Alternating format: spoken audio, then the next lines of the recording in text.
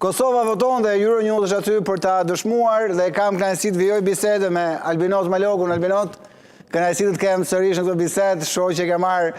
shumë seriozisht të ditë, ke vendosur edhe flamurin e Republikës Kosovës për dëshmuar rëndësinë e kësaj dite. Në fakt, ashtu e meriton të jetë kjo ditë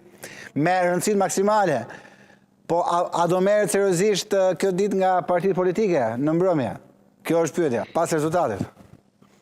Kur them seriozisht për të mirën e Kosovës, mendojmë për të mirën e flamurit, jo për të mirën e tyre personale. Ajo çka unë në vazhdimsi e them dhe e besoj është që Kosova ka nevojë për patriotizëm kushtetues më shumë se ç'duhet, sidomos duke përjetuar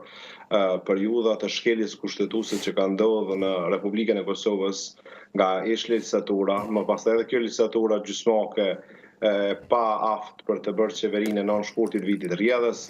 dhe rëndësia e patriotizmit kushtetues në Republikën e Kosovës merr formë dhe përmbajtje si pasojë e nevojave qytetarëve të vendit, dhe në këtë radhë shumë konsideroj që secili prej qytetarëve të Republikës së Kosovës do duhet ta kishte parasysh që demokracia është e veçantë, do duhet të ishte e shenjtë për Republikën e Kosovës, dhe kjo të mbrohet me çdo kusht. Unë konsideroj se sot qytetarët e Republikës së Kosovës, siç e kanë kryer rregullisht përgjegjësinë e tyre si qytetar, duke qenë më të kulturuar dhe më të maturuar politikisht se sa lidershipi politik, kanë dëshmuar në vazhdimsi se dinë të jenë të tillë, dhe dua të shpresoj që edhe sot kjo ditë e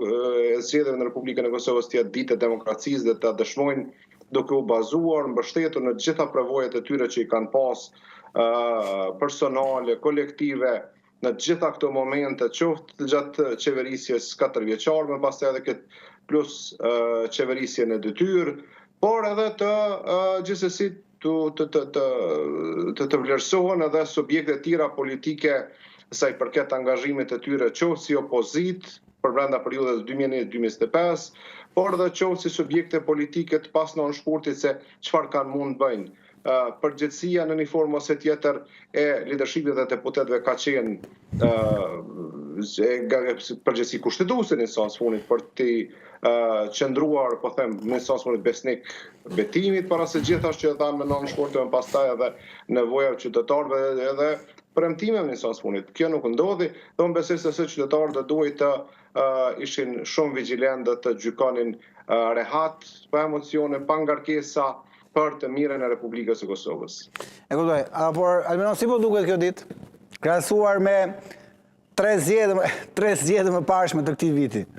duke marrë parasysh edhe 2 herë votimet për komuna? Tani ishte vit zgjedhor,